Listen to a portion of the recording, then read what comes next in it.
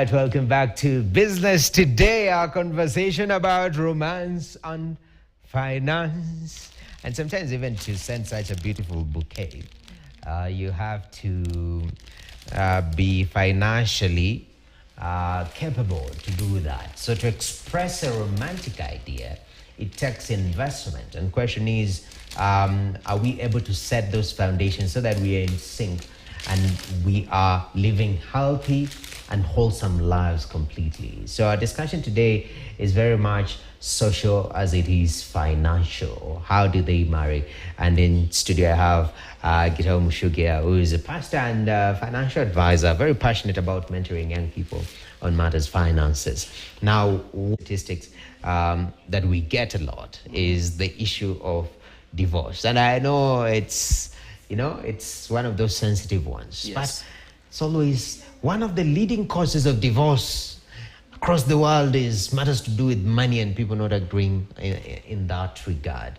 Now, I don't know whether that is empirically true, but finances do hold a major shareholding in relationships, romantic relationships. In your experience, especially in the office that you hold as a pastor, yes. how often are cases coming on matters finance?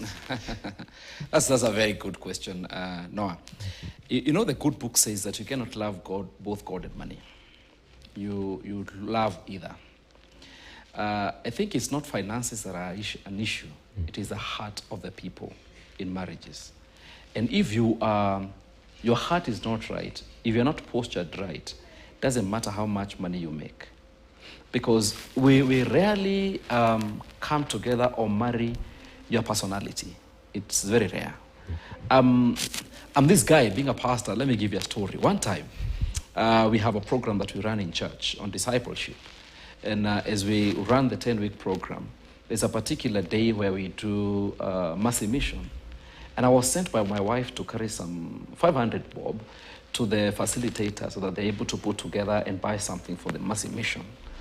Now, on my way, as a pastor who loves people, cares for people, finds this guy who stops me on the road and gives me his story. And guess what I do? I give him my 500. I still meet the guy that I was to meet. I never tell him that I was supposed to give him 500.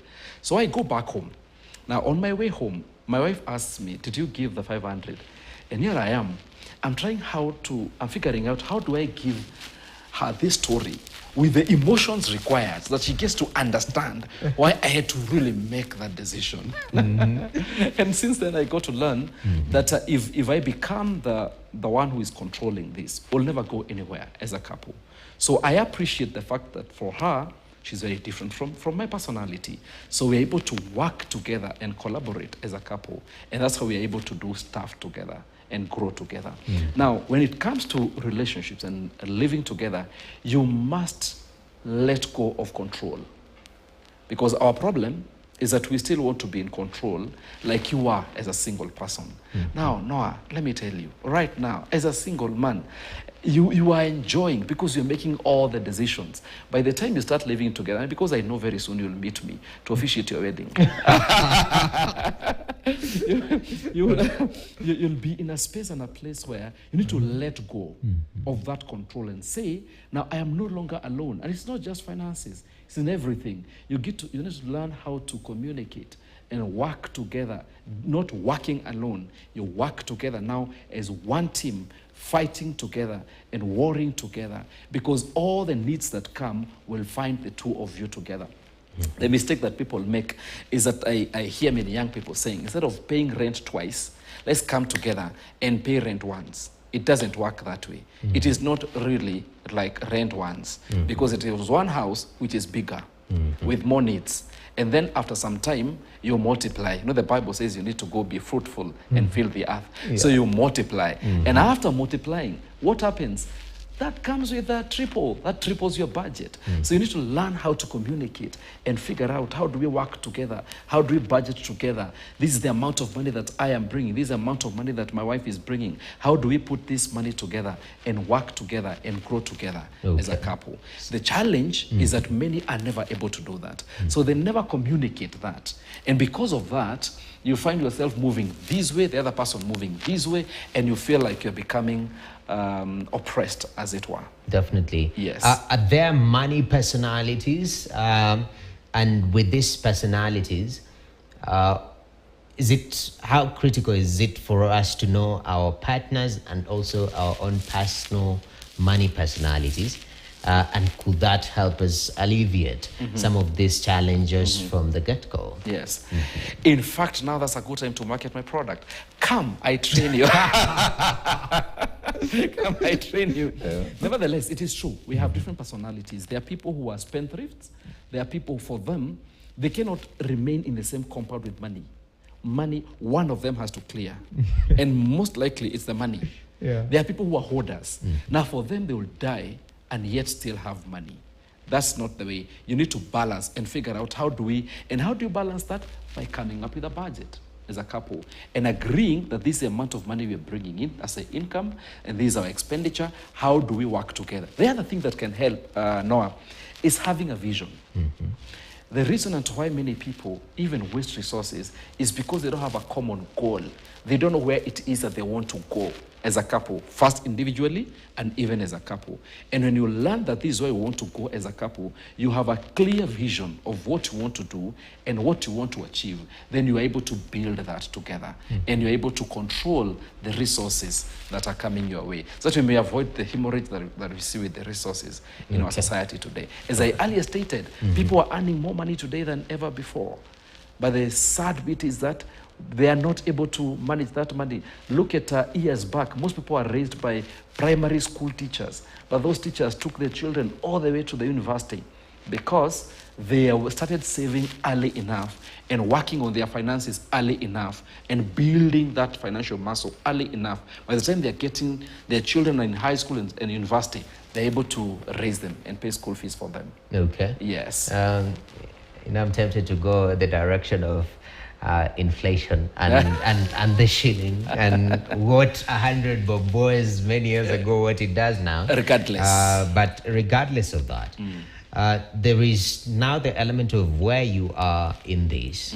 You are experiencing these different money personalities. You are spendthrift.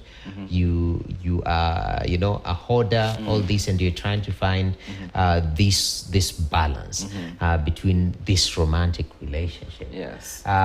Question is, apart from the budget, because you've said budgeting is very critical and it's very important. I'm now thinking of that element of now growth. Yeah. Yes.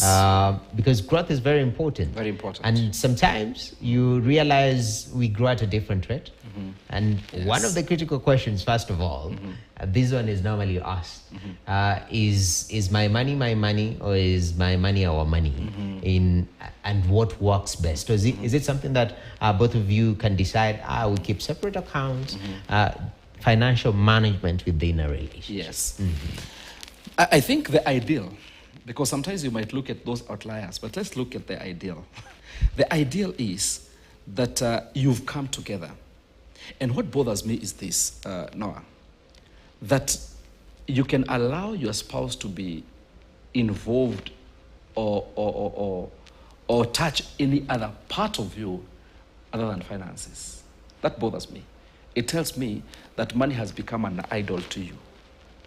But you need to learn as a couple to work together. This begins at inception. It does not come when you start making millions. It begins at inception. That there are no boundaries for a couple, that your money is my money and my money is your money. And you start working together and budgeting together and figuring out how can we meet these needs. The mistake that I see many people make is to agree that you pay rent, I pay school fees. You buy food. They say that you buy food mostly for the lady and the gentleman pays rent and pays school fees. But these two have an end. The other one doesn't. Because I can get a loan and put up a house for them. Then I clear the loan within 10 years or so, that mortgage. I will take children to school. At some point they will graduate. I'll not pay school fees again. But for the food, until you die, you eat, and you dine. And I've seen people fighting in their 60s because now the lady is saying, I'm still buying food. This guy is not paying school fees, but he can't contribute. And the guy is like, no, we agreed that I pay school fees, I pay rent, or I put up a house. And I did. I was faithful in that. That's not the way to go. People need to come together and draw a vision. As a couple, where do you want to go? Where do you see yourself in the next 10 years? Where do you see yourself in the next 20 years? Because you're coming together in your late 20s or maybe 30s or early 30s. Where do you see yourself in the next 20 or 30 years? By the time you are retiring, and how do you want to grow in that sense? Do you want to go back to school maybe to better your papers so that you have maybe more earning power? What do you do? You cannot get married and still live as individuals. That cannot work. That cannot happen. You must agree to work together and draw a vision together, a common vision for the family, not for the individual, for the family. Okay. Yes. That's quite interesting. So we call that commingling of funds. Yeah. Come together. This one goes into the other. I've seen people within relationships advocate for one joint account and also separate, so that when you meet your friend who stops you on the road, and they give you a very compelling story, exactly, I have some money here, and I can utilize that. That is very true. Does that also come with risk, or is it advisable? That should be considered at the budgeting level, because again, even generosity should be budgeted for, because I mean, you'll have a myriad of needs. But will you meet every need? You need to ask yourself, will I be the one who is saving the world? I don't know. Now that becomes very conflicting for me as a pastor. But you agree that but it's the fact that you're bringing your money together and you're having a budget, a common budget, that doesn't mean that you are enslaved. You must always allow yourselves that freedom of saying, if I meet Kemboy here, I can buy him some nyama choma somewhere along Thika Road or the bypass, and we can enjoy, but I will not go and buy land and come surprise my wife that I bought this particular land somewhere, or I bought this, or I go to my place of work using a matatu, I come back in the evening driving that new Mercedes. I mean, it will look very, very awkward, as it were. So you need to agree that there are controls and balances. Again, you're not becoming enslaved, that now I can never buy you nyama choma because, we had not agreed with my wife. No, that's not the thing. We are not becoming slaves, but we are saying we need to have checks and balances in a relationship. Definitely. Yes. And one of the challenges that we need to honestly consider and look at this age and time is, of course, the issue of divorce. And that has also made people very careful in regards to how they handle their finances prior to getting into committed relationships, and even some within the committed relationships. Yes. Now, the office that you hold of a pastor, you do not advocate, but you see these things happen. Yes. And now there is all this issue of, people are pushing for prenuptial agreements where you sign and say, whatever I have, if at all we are to separate, I keep what I had prior to this engagement. And it's becoming very popular even amongst young people. My money, I have to take care of myself if at all this comes to an end. Because the survival rate of relationships is getting smaller and smaller, apparently. So how do we navigate that world? I think, number one, you must be prepared and well-equipped as you get into marriage, or as you get into a relationship. Noah, for you to get hired by this organization, you must have gone to school.